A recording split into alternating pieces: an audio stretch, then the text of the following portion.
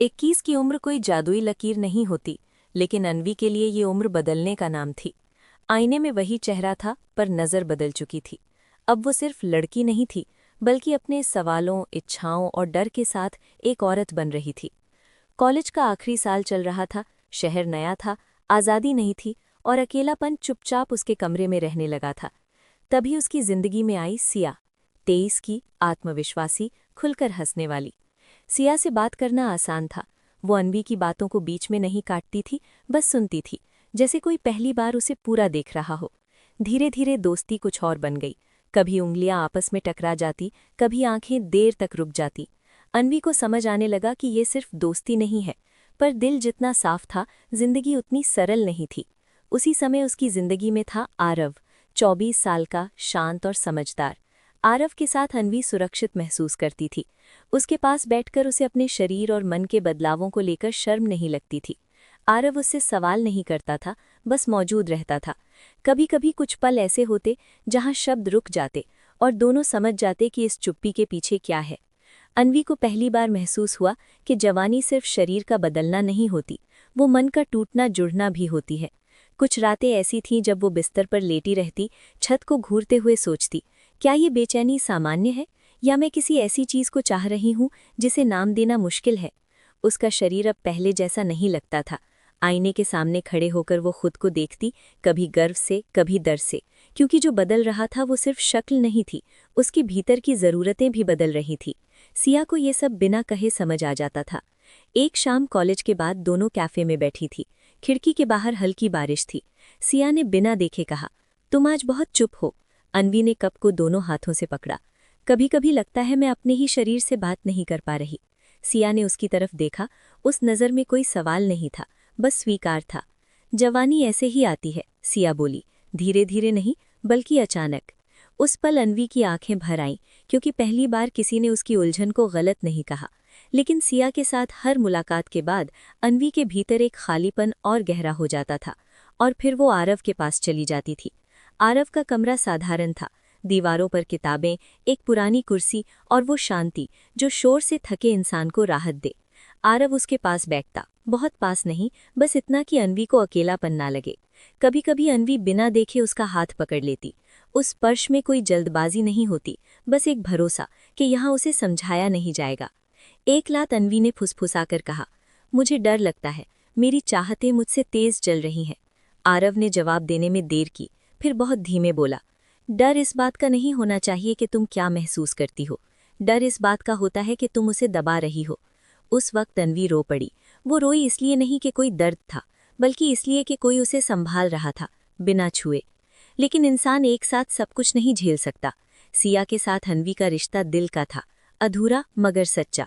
आरव के साथ उसका रिश्ता जरूरत का था, शांत मगर भारी।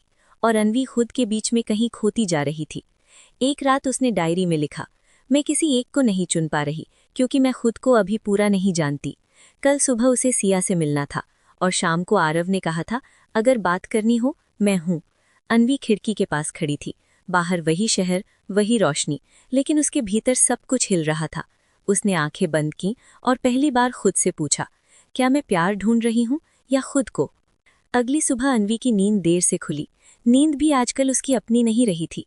आती थी, जाती थी, लेकिन सुकून छोड़कर नहीं जाती थी। मोबाइल उठाया तो सिया का मैसेज था, आज जल्दी आ जाना, कुछ कहना है। कुछ कहना है, ये 4 शब्द अन्वी के सीने में अटक गए। वो जानती थी सिया कभी बेवजह नहीं बुलाती। और आरव आरव को उसने कल रात जवाब ही नहीं दिया था। अन्वी ने शीशे में खुद को देखा। आंखों के नीचे हल्की थकान थी, चेहरे पर वही सवाल, मैं किस तरफ जा रही हूँ।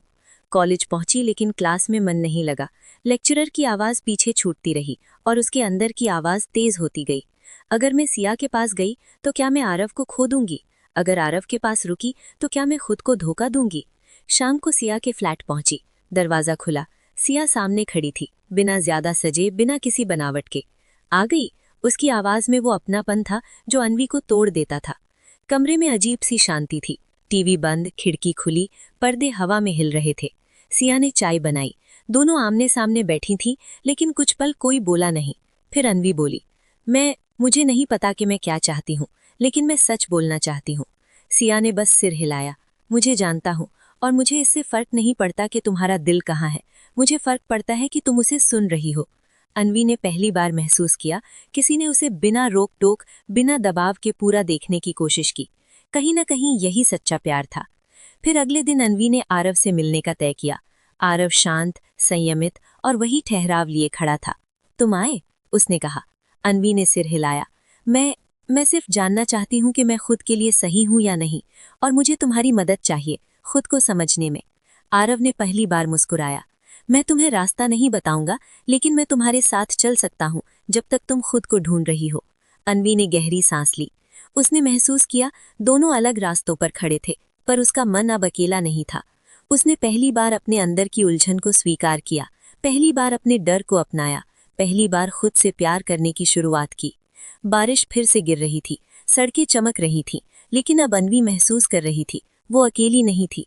वो तैयार थी, खुद के लिए, अपने प्यार के लिए और उन सब फैसलों के लिए जो अभी आने थे।